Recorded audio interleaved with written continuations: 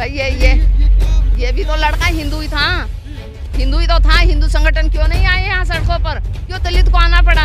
अगर जब इनको वोट लेते हैं और जहाँ तक अधिकार की बात आती है तो हिंदू घोषित कर देते हैं।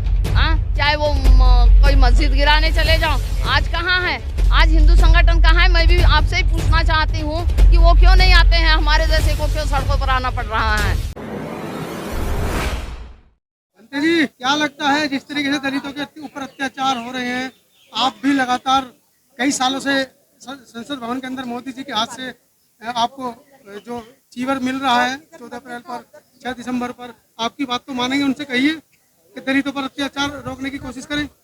देखिए जी, जहाँ तक चीवर की बात है वो हम डॉक्टर बाबा साहब अम्बेडकर की व्यवस्था पर बने हुए व्यवस्था में जाते हैं, उनके किसी भी कार्यों में नहीं जाते। अब मेरी बात मानने के लिए आप साथ में चलेंगे, मनवाने की कोशिश करेंगे। नहीं मानेंगे तो बाबा साहब ने तो कहा है संघर्ष करो और संगठित हो जाओ। तो ये तो करने पर फल नहीं मिलता बनते जी। फल भी मिलेगा। आप संगठित हो जाएंगे, जो लाखों संगठन हम एक हो जाएंगे तो अपने आप आज जो अपने इंद्र मेघवाल के साथ में जो हुआ है ना, ये सदियों से दलितों के साथ अत्याचार होता आ रहा है। क्या डॉक्टर बाबा साहब आम्बेडकर को पानी का घड़ा पानी पीने के लिए हाथ नहीं लगाने देते थे? बाबा साहब इतने बड़े ऑफिसर बनने के बावजूद भी वो दूर से पानी रखता था, चटाई भी हटा देता था। ये आज की स्थिति थोड़ी है।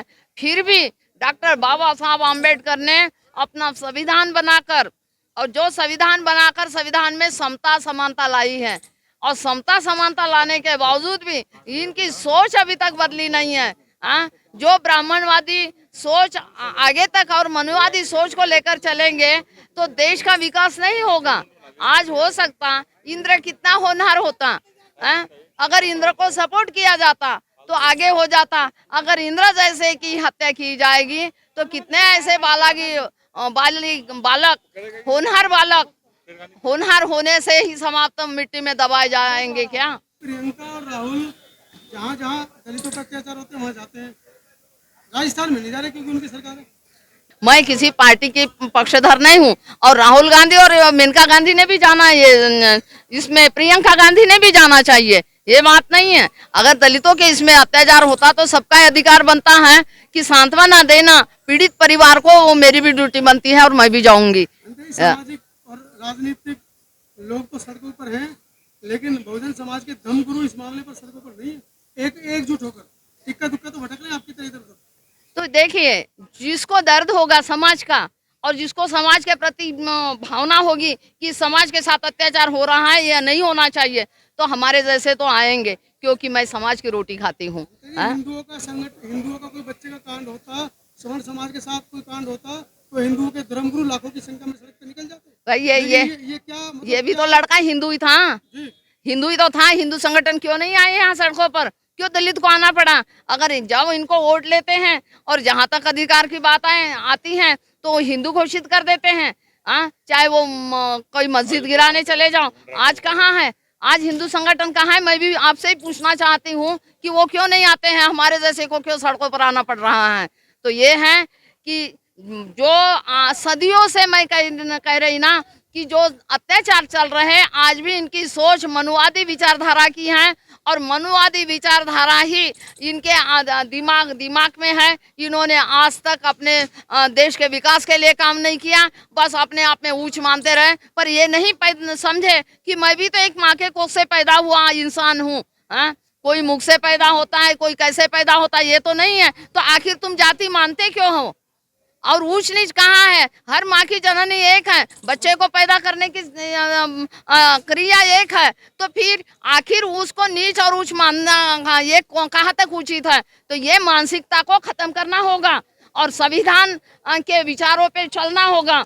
संविधान में ये नहीं है पानी में हाथ, अरे पानी हाथ लगाने से अपवित्र नहीं होता है। जब मटका मिट्टी का, एक जमीन की मिट्टी लेकर मटका बना, मिट्टी का होता है, कोई चांदी सोने का नहीं है, और चांदी सोना भी जमीन से ही निकल आता है। तो यही है, आदमी जमीन से जुड़ा है, तो मटका बनाने वाला भी तो शूद्र है। अगर वो शूद्र है तो ये भी तो शूद्र है। हो सकता है अति शूद्र में अंतर रखते होंगे। तो मटका जब शूद्रों के घर से लेकर गया तो स्वर्ण कैसा हुआ? मैं आपसे प्रश्न पूछना चाहती हूँ, बताइए।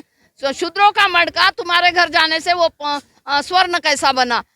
तो ये है कि हम अपने जब तक अपने विचारों को नहीं बढ़ाएंगे, अपने देश के विकास के लिए नहीं सोचेंगे, अपने अहंकार में रहेंगे कि हम ऊंच है और वो नीच है, ऊंच है नीच है, ये भावना छोड़ दीजिए, समता लाइए, समानता लाइए। एक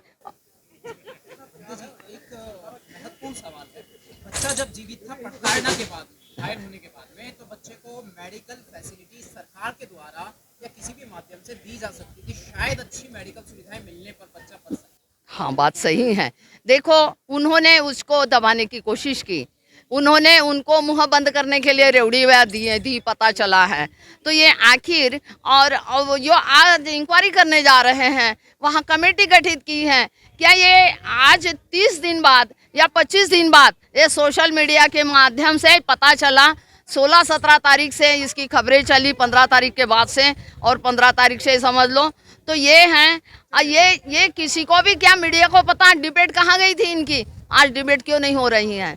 रोज के चीख करने वाले, चिल्लाने वाले, आज क्यों नहीं डिबेट इस पर करनी चाहिए कि एक मासूम बच्चे की हत्या हुई है और वो मारने से हुई है। किसी ने कहा एक थप्पड़ मारा, हाँ थप्पड़ मारा तो है ना, हाँ, पर वहाँ स्टैंड नजर आया, लोग कहते भाई ये स्टैंड है, हमने उसकी भी फोटो देखी है। तो ये है, कोई मीडिया कह रही है कि मटका ही नहीं है स्कूल के अंदर, बच्चे इकट्ठे पानी पीते। भाई मीडिया वहां जाकर रात दिन डेरे डाले बैठा था क्या? हाँ, मीडिया डेरे डाले बैठा था क्या? 1 महीने के बाद क्यों गया? पहले क्यों नहीं गया? जो कांड हुआ था तब क्यों सोता रहा मीडिया? हाँ, तो आज कहते हैं कि भाई वो मटका ही नहीं था, ये नहीं था। अगर बचाने कब देखो, झूठ पर, सूरज पर धूल उड़ाओगे तो सूरज ढकने वाला नहीं, और सच को आप ऐसे दबाओगे तो सच सामने आएगा, झूठ का पर्दा फांस हो जाएगा। और वो क्या स्थिति थी वो बच्चा जानता था, और उसको मारा गया, ये भी है, थप्पड़ मारा, कुछ भी मारा, कुछ ना कुछ उसके साथ में हुआ है। और ये स्थिति इसीलिए उसके समझौते की बात रेवड़िया क्यों दी गई, उसको अरेस्ट क्यों किया गया है, यही है।